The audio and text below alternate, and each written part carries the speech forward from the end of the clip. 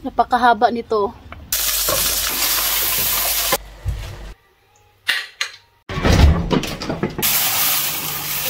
Nakabili pala ako kahapon ng kangkong, so kaya ngayon lutuin natin to. Siyempre, marami pa akong mga gulay doon sa garden na kailangan nating kunin, like sitaw, ukra, so kaya isama na natin sa pagluto.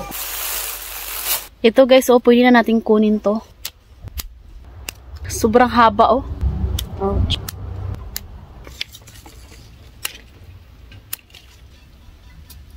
Napakahaba nito. Adobong sitaw yung lulutuin natin ngayon. Yan. Tama na to guys.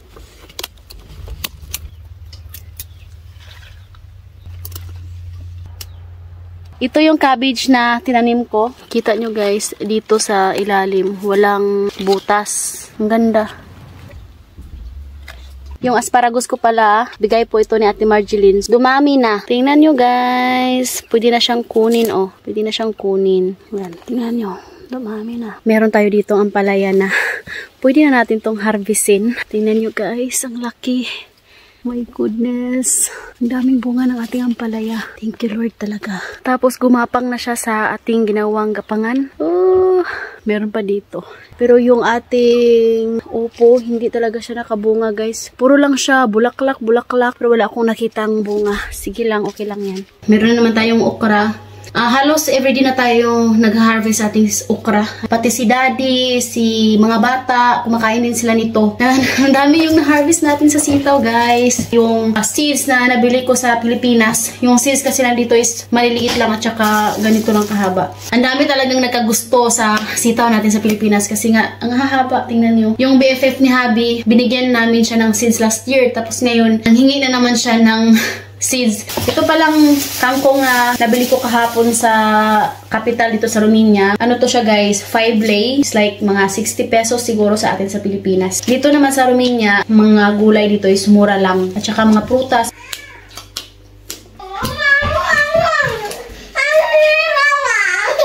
What?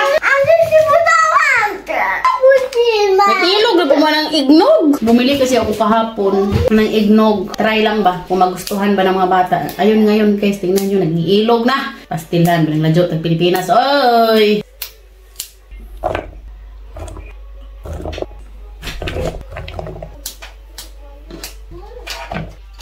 Itong tangkay na to, pwede pa natin itong itanim, diba guys? Or ilagay sa tubig. Try ko. May damo pa kasama.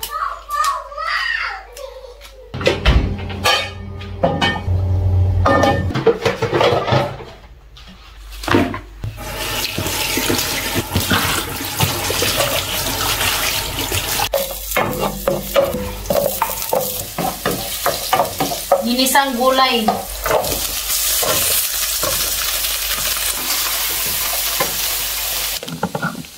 Lego, baka naman.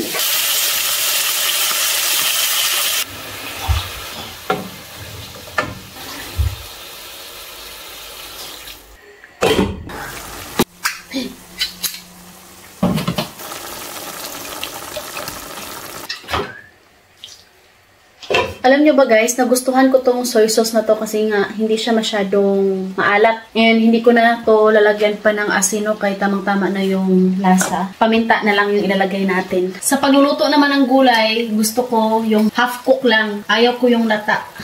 Ilagay na natin yung okra.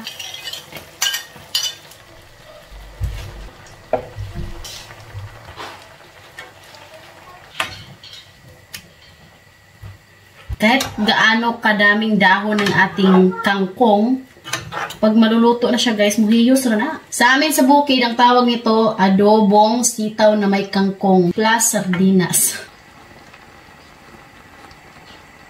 Yung sitaw, sobrang sarap talaga kapag fresh.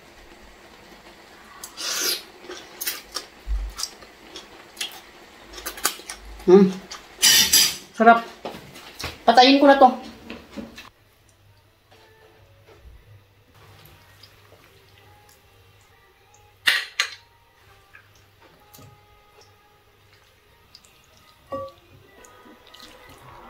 Thank you for watching, guys. Hope you enjoyed. Don't forget to like and subscribe to our channel and Facebook page, The Petri Family. Bye!